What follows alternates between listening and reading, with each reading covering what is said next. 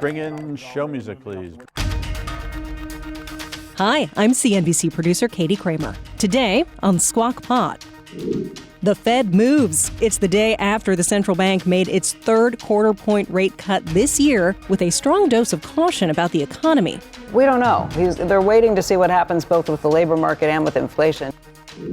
Senator Elizabeth Warren on the Fed's future under new leadership, still TBD. The president is looking for someone who will do his bidding. And with political implications in the new year. Are Republicans really willing to stand up for the principles they say they believe in, like an independent Fed? Are they just going to say whatever Donald Trump wants is what they'll go along with? Famed investor Steve Eisman, remember The Big Short? He's on alert over one AI idea that could impact the chip business. I'm not selling anything, but this argument makes me nervous, and I pay attention to it every day. And Eisman's personal PSA after a serious diagnosis. Yes, it's rare for men, but it's not unheard of. And if you see something on your breast and you're a man, just check it out. All that today. Plus, will lower rates impact your credit spending? Personal finance correspondent Sharon Epperson on the consumer impact. Some people may be expecting to see an automatic decrease in their borrowing costs, and that's not going to happen. It's Thursday, December 11th, 2025. The day after the Fed cutting interest rates. Squawk Pod begins right now. Stand Becky by in 3, 2, 1. Cue it, please. Good morning, everybody. Welcome to Squawk Box right here on CNBC. We're live from the NASDAQ market site in Times Square.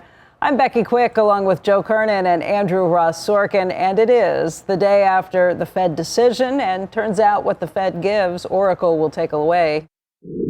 In support of our goals, in light of the balance of risks to employment and inflation, today the Federal Open Market Committee decided to lower our policy interest rate by a 0.25 percentage point. During the session yesterday, stocks took off right after that decision came out. Saw the Dow up by about 500 points, gains across the board again with all of these. And the Russell 2000 set yet another all-time high. We'll keep an eye on that today, but year to date, it's up by 14%. Just this week, it's had a pretty spectacular week. It's been up sharply. Yesterday, it was up by 1.4%. If you take a look at Treasury yields post-Oracle and post the Fed, probably more importantly, the 10-year yield has come down. It's at 4.14. The 2-year is at 3.54, although there are all kinds of questions about what comes next for the Fed. The Federal Reserve cutting interest rates by a 0.25 percentage point for the third meeting in a row to a range now of 3.5 to 3.75%. But the Fed signaling a tougher road ahead for further cuts. So I'm not sure we're going to expect that. The so-called dot plot of rate expectations indicating only one cut next year and one more in 27. That was unchanged from September, but the plot also reflected divisions among Fed members, some of whom indicated they didn't agree with yesterday's decision, and 7 of whom don't want any cuts at all next year. The vote to cut also included 3 dissents for the first time in years, so we got a lot of battling going on, it appears. 2 of those votes came from regional Fed presidents who didn't want to cut, and one came from a Fed governor, Stephen Eisman, who wanted deeper reductions. Here's Fed Chair Jay Powell at that post-meeting press conference. We now cut a total of 175 basis points. And as I mentioned, we feel like where we're positioned now we're well positioned to wait and see how the economy evolves from here. Now, following that decision yesterday, President Trump saying officials should have cut rates by at least 50 basis points instead of the 25. He did a rather small number that could have been doubled, at least doubled. And that's the other thing. I think the rates for the United States are always the lowest in the world, because without us, there is no world. The question that I have, which I just don't know enough about, is let's say Kevin Hassett or Kevin Warsh, or you name your person, becomes the next Fed chair. Someone not named Kevin. Someone not named Jay. Right. How does that dot plot actually change? And does it really matter? My question is, why did the market go up yesterday? You got a good explanation Good question. for No, that? I did not have a good explanation for that. And I think the bigger issue is going to be, and Powell kind of laid this out, we don't know. They're waiting to see what happens both with the labor market and with inflation. He did not sound as hawkish as I thought. Right, but what he said was horrible. He said, we're in such a tough spot, we don't know which is worse. Yeah. Inflation, a weakening labor market, or both. Yeah. And so it was very strange that maybe, I was thinking maybe it went up because we do have, it's not groupthink. It's not rubber stamps. Not only did you have 3 dissents, but 2 of them were one way and the other one was the other way. So at least there's some debate going on. His discussion, I mean, his talking points were far less hawkish than I had anticipated they would be, and maybe that's why. Maybe that's why. But there's a lot of people, including the Journal today, that are saying, what are you doing? Everybody, you're forecasting better growth, the Fed itself. Mm-hmm. Why are you still cutting? So there's a lot of people, and we get, our emails and everything else, like what, and Rick Santelli yesterday, there's a lot of people that worry about the dollar and hard money and not devaluing currency and printing too much. A lot of people that worry about that. Maybe, when you hear that it's just one, maybe that's good that it might be just one. Yeah, Some people take it positively. Was at its lowest level yesterday since October 28th, since before Halloween. They're on it. They're on the case, the inflation case, which they maybe weren't on so much that a couple of years ago, but they're on it. Okay. I guess you got to. Why'd it go up? It wasn't that much. I thought it was likely for inflation to come back closer to 2% once we get through some of the tariff. You would think, even though I don't think the tariffs are the problem. I think housing and wages. Wages are rising, good, which is good, but wages are rising much quicker than they were before. Well, maybe it's just that there's so much of a fight going on, and you say to yourself, okay, if Jay Powell is not one of the voting members and can wrangle these people, maybe you get a better answer later. Although Myron had said that if he was the deciding vote, he would vote for a quarter paint. Right? We paint him as a dissenter because he wants more cuts. But no, but in terms of just more cuts coming in 27, you may say to yourself, okay, look at where they say they are. 26. 26. Yeah, I know, we're getting ahead of ourselves. Look at where we say we are. We'll make it even worse. Do not do that. So you got to live every day. I'm definitely living every year. Okay. So. Oracle shares are a problem. They're today. not living every day right now. It closed at 223 yesterday, and the bid is 197. We did the math for you there on that chart. That's 11%. The company beat earnings estimates, but missed on revenue and cloud infrastructure sales metrics. I was just thinking, I started smiling. Our next story, maybe we ought to put a Paramount story in there next. It's like, whoa, hold on, because do the math. Do the math on what. That's the first thing I thought when the stock fell yesterday. But by the way, are they going to have that this goes to the point. Bid up to 35. But this goes to the point of why the board of Warner Brothers Discovery wants to has favored the Netflix deal in part because they're saying to themselves, they think Netflix is a $400 billion company that's effectively going to be able to buy it no matter what happens. Right. They don't. There's a conversation. Paramount is tiny. Inside of the Time Warner world or Warner Brothers world that's saying we don't really know all of these different pockets of money. One of the pockets is the Ellison family, and that pocket's relying on Oracle. And we think, some of them actually think that there's a bubble going on in the market, and therefore maybe Oracle's prices, and then even though it's not shares of Oracle, it's just that the father of the guy who's doing things. But he does imply, like with David Faber the other day, he goes, just leave it there. I'm going to read it. Just leave it there. But he does imply that if he needed money, he doesn't just imply it. He said it. He said that the Oracle, the Ellison family and their firm are going to be backing this up, not Oracle, but the market cap loss today could almost buy Skydance. Yeah. No, it could almost buy what they want. Oh,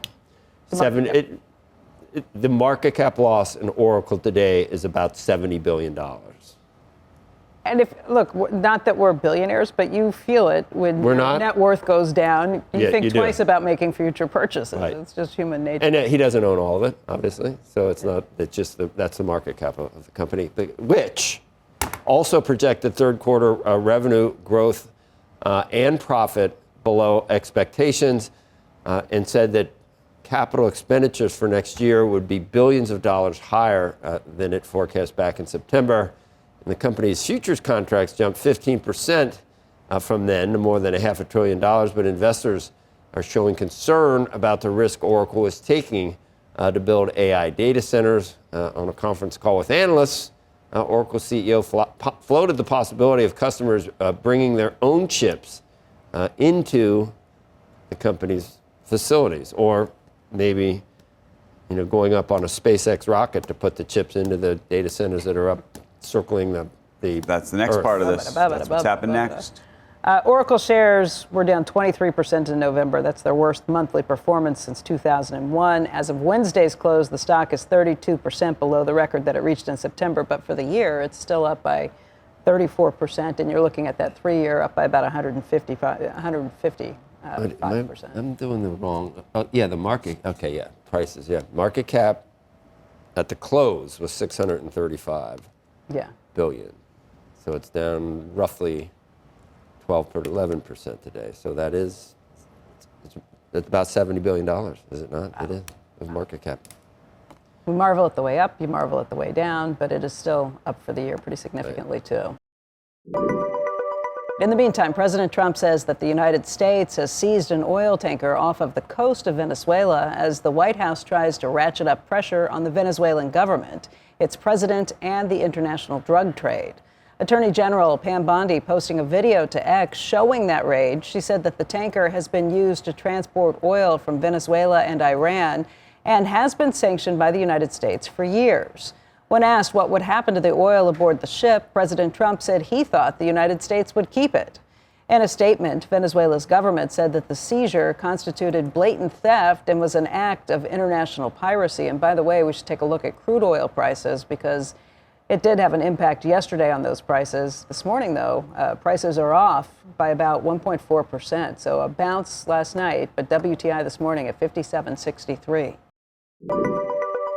Check out the shares of Cisco, which closed at 80.25 yesterday, topping their previous high of 80, reached on March 27th, 2000, at the height of the dot-com era. That was the same day Cisco passed Microsoft to become the most valuable publicly traded company in the world. I remember it. It was like 600. Let's see what it is. Here we are, just over a quarter century later, and they're back. And they're back, and we pointed it out many times. And you know what other companies at 600 billion? General Electric, which is also on its way back. Yeah. Theoretically, the most given valuable what we saw on the planet. Right. Cheese will be next. Coming up next, Steve Eisman, the famed Big Short investor in the financial crisis of 2008. He weighs in on monetary policy in 2025. The only time the Fed really matters is when it's being very aggressive at cutting rates or very aggressive at raising rates. If it's just tinkering around the edges, which is what it's clearly doing, it's irrelevant.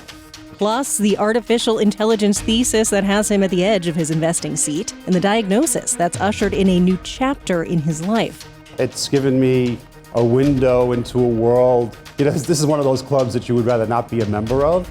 A wide-ranging conversation with Steve Eisman right after this break.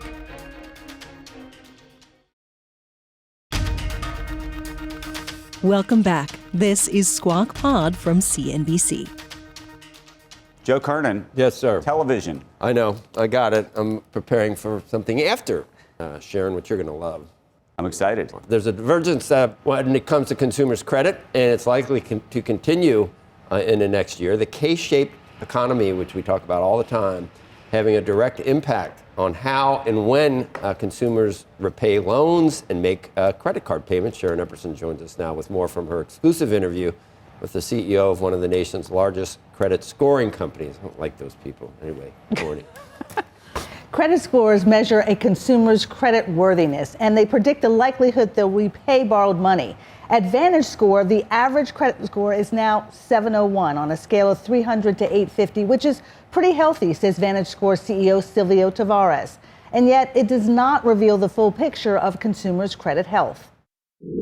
For high-income and middle-income consumers, their late payments, they've actually dropped 3 of the last 4 months. But when you look at the lower income consumers for that same period, their delinquencies have increased. And so that's a cause for concern.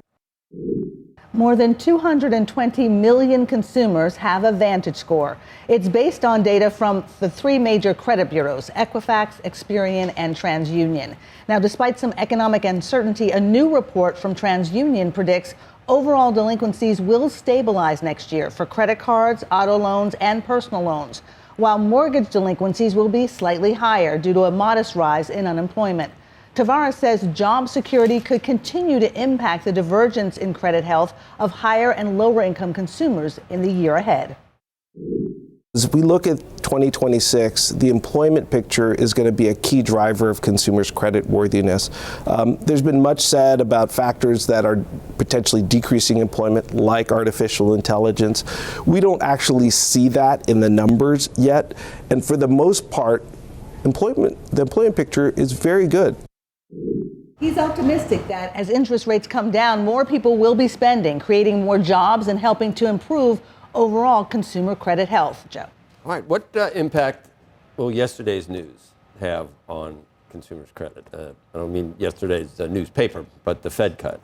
Well, some people may be expecting to see an automatic decrease in their borrowing costs, and that's not going to happen. But we are expecting to see, as we have lower interest rates, that consumers will be able to pay more of their bills on time and that overall delinquencies will decline. Again, there's likely to be this divergence, this dichotomy between higher income consumers and lower income consumers in terms of how their ability to pay. But the key there is going to be whether interest rates continue to come down, particularly on some of those variable rate loans, but also on things like mortgages, which is the biggest part of the borrower's pie for the most part. Yeah, and that's been the frustrating part because the 10-year has not come down the same way the low end of the curve, the short end of the curve has. Exactly, and even from when we started to see rates come down last year, and we've seen a slight decline in credit card rates, we've actually seen mortgage rates tick up a little bit. Yeah, I mean, 4.1%, no big deal. That historically is incredibly low. It's just we haven't seen the decline while the Fed has cut 175 basis points. Exactly. And I think that's very frustrating to consumers. But what Tavares points out, and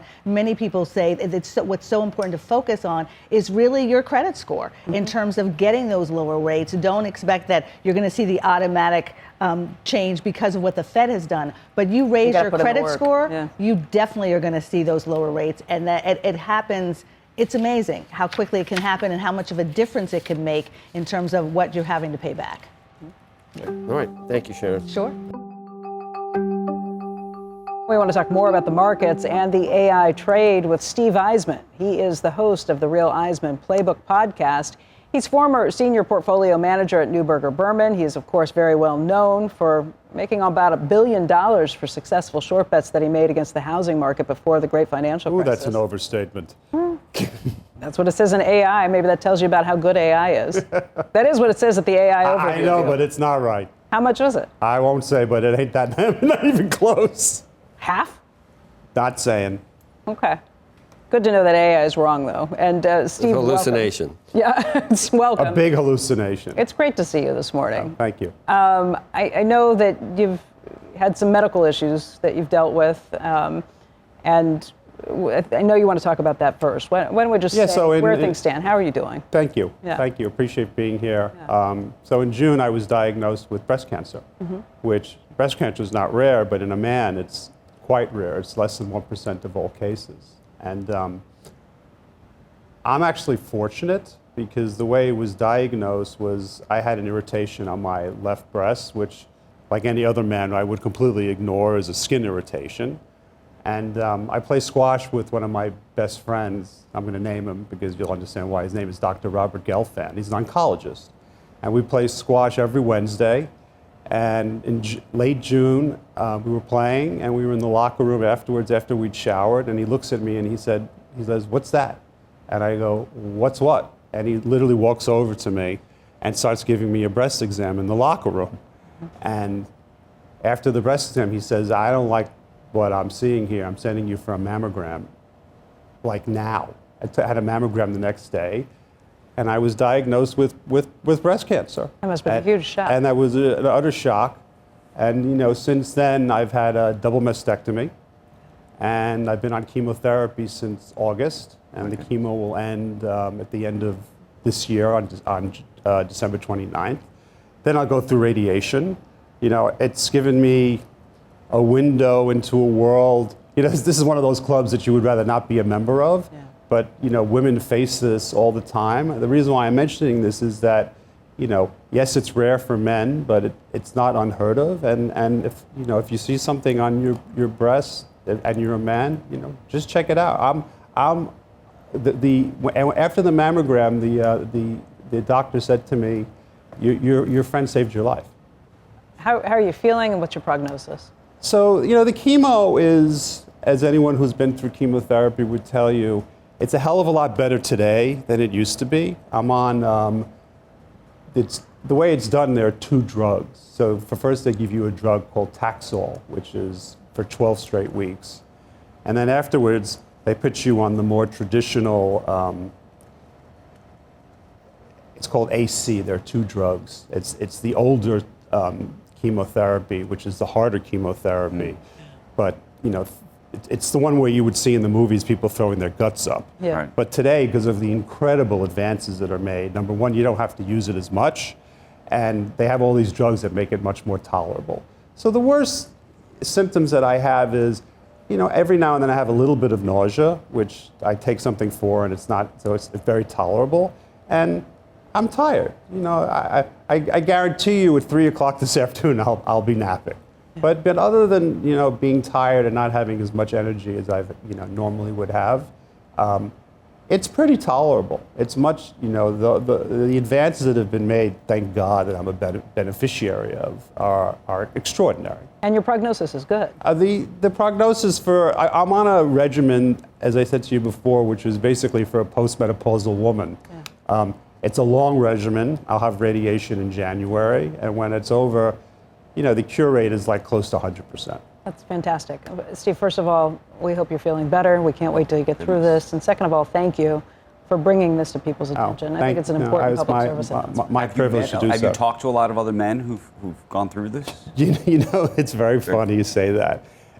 In my community, every time someone said, hey, Steve has breast cancer, literally like 100% of the people say, oh, you should talk to, and they all say the same one guy that they all know who also had breast cancer, and it's fine. Okay. You're still working, and we're here to talk about what you see with the markets right now. We kind of teased it before as we're going to get your take on what the market is going to do post-Fed, but you don't think the Fed is like the big decision? I think this whole thing is laughable. I find, with all due respect to Steve Eisman, who was on my podcast, The Real Eisman Playbook, just give it a quick plug, who does a wonderful job commenting on the Fed. I mean, when you think about it, the only time the Fed really matters is when it's being very aggressive at cutting rates or very aggressive at raising rates. If it's just tinkering around the edges, which is what it's clearly doing, it's irrelevant. Although Eisman made the argument this morning that what they're doing with the balance sheet might be a little more important. On the margin, but is what they're doing right now going to make you buy Palantir or not buy Palantir? It has no impact. I mean, look, the thing that is by far the most important is the whole debate around AI. And I think what people are focusing too much on shows like this is it a bubble, is it not a bubble? I think what the debate that's going on X right now is actually much more important because it's much more foundational. So, look, I own a lot of these stocks too. Which ones? Like all of them. Okay. Like if you name the name, probably 90% of them I own, and I've owned them for a while. Palantir, all the way down the line. I don't know Palantir, Microsoft, Meta. I own them all. Okay. And I've owned them for years. But the question really is, and I found this one commentator, this guy is named Gary Marcus, and he's on Twitter. I think he's a professor at NYU. And he's been making an argument now for years that LLM models, as they keep scaling, models, yeah. The large LLM models, as they keep scaling, which is the model that everybody has, will start to lose their efficaciousness. Why? And when I started reading him 9 months ago, he was the only one to when you say this. Lose it, what do you mean? In other words, the improvement will slow as opposed to increase. Okay. Which is against sort of the Sam Altman and Dario and everybody against else. Everybody else. And he was like a lone wolf. And I read him because he was the only one saying this. I figured, you know what? Let me read this guy just so I know. This is not my field of expertise, but he's different. Let me see what he has to say. So then ChatGPT 5 comes out. And the immediate reaction by all these people who know a hell of a lot more than me is that the improvement in ChatGPT 5 is a hell of a lot less over 4 than 4 was over 3. Okay. And then all of a sudden, look, again, it's not my area of expertise, but I can notice trends in argument. All of a sudden, Gary Marcus is not the lone wolf anymore. There was an interview maybe 2 weeks ago with Ilya Sutskever, who was one of the founders of OpenAI, who's now founded his own company. Yeah. He comes out and he says exactly the same thing, that scaling LLM models is a dead end, and that we have to return to basic research. And then a lot of other people are starting to say the same thing. Now, I'm not here to panic people, but if this argument, the Gary Marcus argument, is right, you're going to start to see more and more people start to say this. And then at some point, companies like Microsoft, if this becomes true, they're going to start buying fewer chips.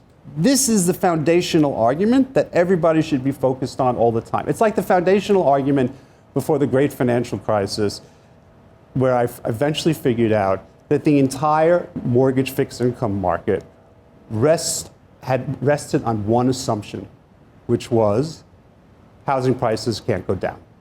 And once that assumption got pulled out, the whole edifice collapsed. So if I just run my own money these days, so the amount of time it would take me to alter my portfolio would literally be before I walk out this door. But I'm not doing anything. I still own the same. I still own the same. I still own the same stock. I'm not doing anything. I'm not selling anything. But this argument makes me nervous. Let me ask you this, and I pay attention to it every day. One of the things that Sam Altman would tell you if he was sitting here, I will channel him for a moment. Yeah. Is he will say that he believes in the scaling laws of all this, but even beyond that, believes that there's so much low-hanging fruit to productize effectively the AI that's even been built thus far, meaning the current user interface with which we use is still just a blank screen, a chat little bot, and we ask it things. It has not really been fully integrated into being able to genuinely answer your email, move your calendar around, buy products for you. All of that actually could happen still today without almost doing anything to the large language models. And I don't know what you think that means for the longer term. I mean, the other part of the argument is, look, we have spent basically $500 billion at this point. Right. You got to have a lot of products to justify all that money. We're going to be spending $1 trillion. I read one commentator say that by 2030 we need to have at least $2 trillion in revenue generated from all this stuff to justify it. Right. So my only argument here is that the risks here are sort of intellectually more interesting than most people are talking about. What would it take for you to actually change your portfolio? I think you would start to hear on X first words like so-and-so is starting to think about buying fewer chips. I mean, it's all a virtuous cycle right now. Once somebody comes out and says that's an important player, that the scaling, I don't need to buy so many more chips because the scaling starts to, or somebody else. Somebody like that who has to come out and say that the scaling is starting to lose its efficaciousness. So this argument that I talked about gains even more force, and so I don't need as many chips. But what do you make of the, I mean, part of this is such a long-term game for a lot of these folks in terms of just getting enough energy to actually be able to build the data centers. By the way, there's now a new discussion, if you spend time on X and other places, and Elon Musk has talked about this, about effectively putting the data centers in space. You may think that's crazy. I don't know. I wouldn't say it's crazy. But you put them in space because there's more energy from the sun. You can actually power it on a solar basis completely from the sun. Right. And then, by the way, it has an automatic, effectively cooling drain because the flip side of a satellite is freezing on the other Sounds end. great. I don't know if you could do that. I don't know. I don't want to know. I'm just saying. I'm a bank guy. I get that. All I'm saying is, what did you say? What could go wrong? I mean, look, the other binding constraint on the group is clearly power. Yeah. What it takes to build all this power. I mean, people just think, so we'll build power. It takes years. Yeah. So the other thing that I would just say, and this is more of a technical problem, is we should all pray for mild winters over the next 5 years. Because if we have some really bad winters, the grid is going to get very stressed. Yeah. Steve, first of all, thank you for coming in.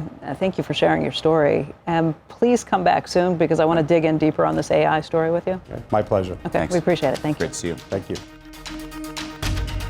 Next on Squawk Pod, Senator Elizabeth Warren has been a noted critic of Fed Chairman Jay Powell. Now she finds herself defending him and his role as the independent head of the nation's central bank. And Donald Trump doesn't want that.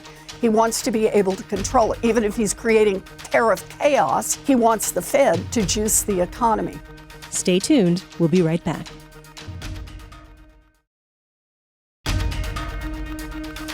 We're back. This is Squawk Pod. You're watching Squawk Box on CNBC. I'm Andrew Ross Sorkin along with Joe Kernan and Becky Quick. Time to bring in our next guest, Senator Elizabeth Warren, who is the lead Democrat on the Banking Committee. And Senator Warren, thank you for being with us this morning. From your position on the Banking Committee, thought we might start with the Federal Reserve, what you thought about what happened yesterday, and maybe more importantly, what you think about this overall conversation about who will take over the Federal Reserve next, who the next chairman will be. I know in the past you've had criticism for Jay Powell. You've called him dangerous at some points, but I think you're also concerned about what comes next. Yeah, so look, I'm glad to see the Fed lower interest rates. I've been pushing for it for years. It helps bring down costs for families so that they are more likely to be able to afford a mortgage, so that they can pay less on car loans, so they can pay less on credit cards. But don't make any mistake, they didn't lower interest rates because they think the news is just fabulous on inflation. They lowered interest rates because they expressed a lot of concern about the job market. And Jay Powell, in fact, talked yesterday about whether or not there's actual negative growth, that's how they put it, contraction, overall in the labor market. And the long-term implications of that, both at the family level, for people not having jobs, not having job availability, we're seeing less churn, people leaving their jobs because they found something better, instead people hanging on to their jobs. Right. That all means a lot more pressure on families. So the news yesterday, look, I'd like for it to be better news, but right now there's still a lot of red flashing lights about this economy and the Fed's response to it.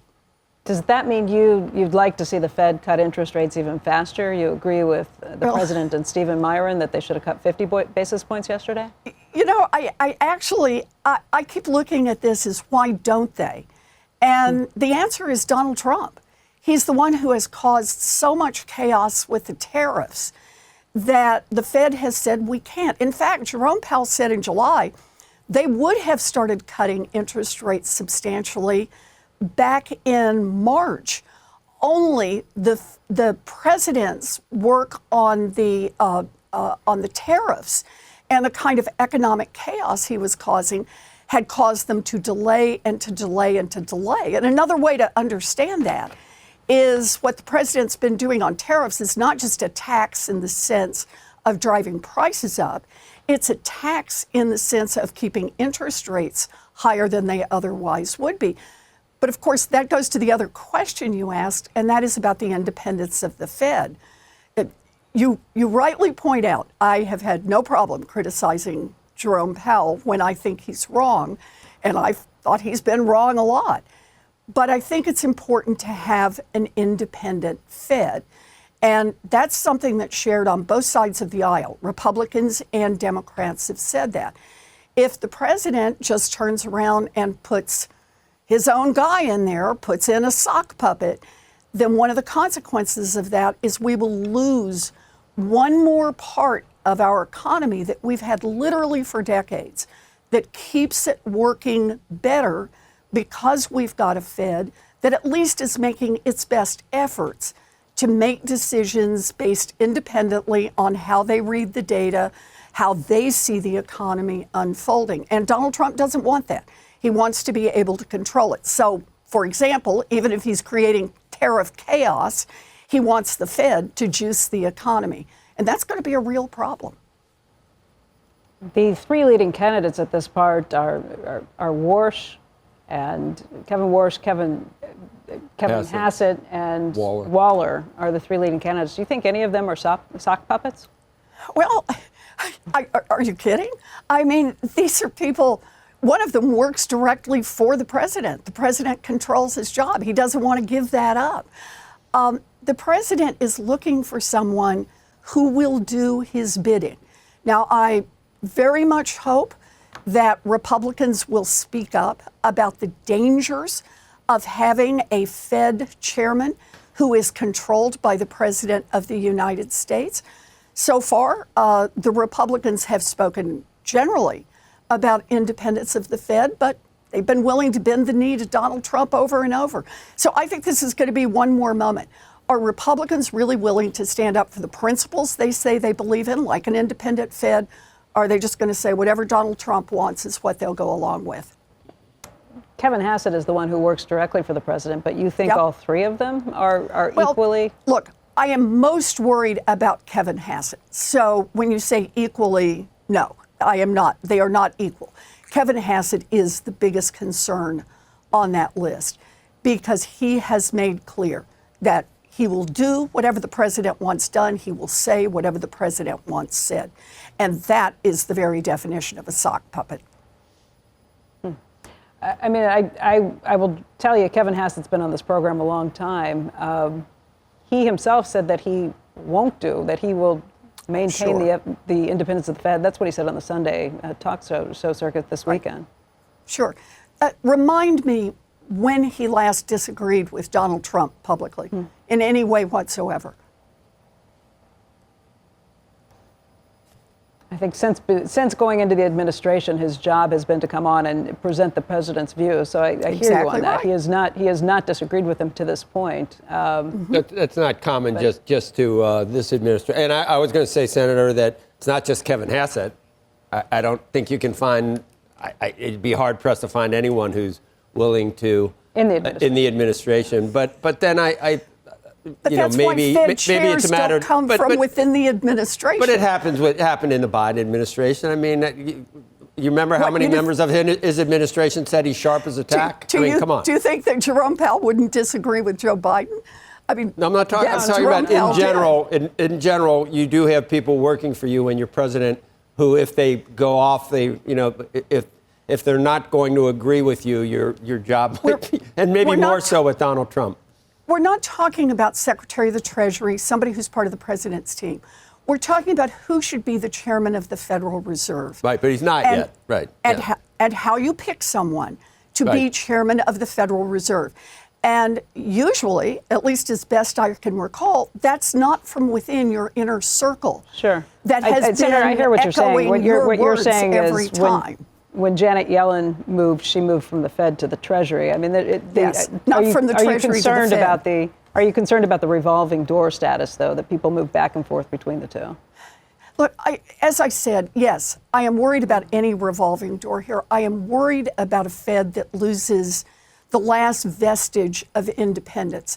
And the reason for that is that there is real value to our economy from having an independent Fed, from believing, whether you agree with them on monetary policy or not, from believing that they are making their best independent decisions about what would be good for the economy, that they are carefully evaluating every shred of data that they can get their hands on, and that they are not making decisions because the president would like to juice the economy to improve his popularity among the people. And I hear you. If we lose that, that costs everybody in this country. It's not just a throwaway, it matters. I hear you on that point. I don't think there's anybody arguing that the Fed shouldn't be an independent entity. But there's a lot of reasons to want to boost the economy, though, too, Senator. I mean, all presidents want to boost the economy. It's just you don't want it to run too hot to where you rekindle inflation. Senator, why don't we... Oh, sorry, go ahead. No, that's all right. Right. Why don't we talk a little bit about the Netflix Warner Brothers deal, or at least Warner Brothers Discovery, where that stands at this point. With Netflix, I know you weren't a fan of that. You said that looked like an anti-monopoly nightmare. Now you've got Paramount Skydance back in the bidding. What do you think of that? I think it's a bigger nightmare. Look, we all remember there are three parts to this deal, kind of three entities. There are the workers who actually pitch the movies and the screenwriters and the makeup artists and all the people who make the movies. Those people do the work. There are the customers who buy the product, and then there are the investors who keep the thing going. And what's happening right now is Netflix or Paramount are saying, we want to buy Warner Brothers, and we want to go, in the case of Netflix, from being the first biggest streamer, buying up our competition, the fourth biggest streamer, and then be the biggest. And they're telling their investors, we're going to make buckets of money by doing that. And you got to stop and say, how are they planning to make buckets of money from doing that? And is there anybody who thinks that by being a bigger corporation, they'll make better movies? No. What they want to do is they want to squeeze the people who do the work, the people who make the movies. They want to find ways to make fewer movies. They want the people who pitch the movies to have fewer places to go. And they want to be able to charge customers more. And that is the heart of why we have antitrust laws, is that we say, no, you don't get to acquire your competitors, wipe out another element of competition, and then turn around and make money off your enhanced position by squeezing your workers and squeezing your customers. And that's why I have a problem with both of these deals, one of them because of the streaming aspects, one of them because of the movie making aspects. Do you think that there is going to be rule of law when it comes to looking at these deals? Are you worried about the influence that anybody's going to put into this? Or yeah, I like your very gentle anybody. For the first time that I can recall in American history, a big merger has been talked about, has been proposed. It's quite controversial. And remember, controversial on the Democratic side and the Republican side. And the President of the United States has stepped up and said that he plans to be part of the decision making. And then he steps in and describes one subset of the deal and says, and here's what he thinks should happen to CNN. If that doesn't make the hair on the back of your neck stand up, I don't know what does. Because that's really the President of the United States, it appears, saying, you got to make a deal with me. And that deal with me might involve a $1 million a plate dinner and a gold-encrusted ballroom. It might involve buying crypto coins. It might involve getting rid of a pesky news outfit that I don't like. Shoot, it might involve making movies that only flatter me. Nobody knows, but what we do know is that the President of the United States should not be the one who is the decision maker here. This should be a straightforward application of the law. Gather the facts independently, look at the effect on competition, apply the law, and I believe in the case of both of these mergers, they're pretty clearly illegal under antitrust law, and they should be stopped. if they're not stopped, will you push to try and undo the mergers down the road? Absolutely. Because competition is what makes our economy work. Competition, this whole idea that markets are a place where consumers are getting the best deal, where workers are getting the best deal, and where investors are getting the best deal, that's the magic of our system. And antitrust law, I know, can be a very pesky impediment for these multi-billion-dollar companies that don't want to grow by coming up with a better product, don't want to grow by offering better customer service, instead want to grow by buying their competition and shutting down that alternative bidder for the screenplay or that alternative bidder for the customer's business.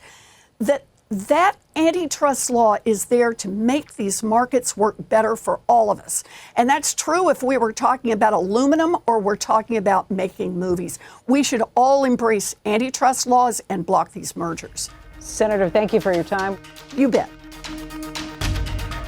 And that is Squawk Pod for today. Thank you, as always, for listening. Squawk Box is hosted by Joe Kernan, Becky Quick, and Andrew Ross Sorkin. Tune in weekday mornings on CNBC at 6 Eastern to get the smartest takes and analysis from our TV show right into your ears. Please follow Squawk Pod wherever you get your podcasts. Tell a friend to follow, too. Have a great Thursday. We'll meet you right back here tomorrow. We are clear. Thanks, guys.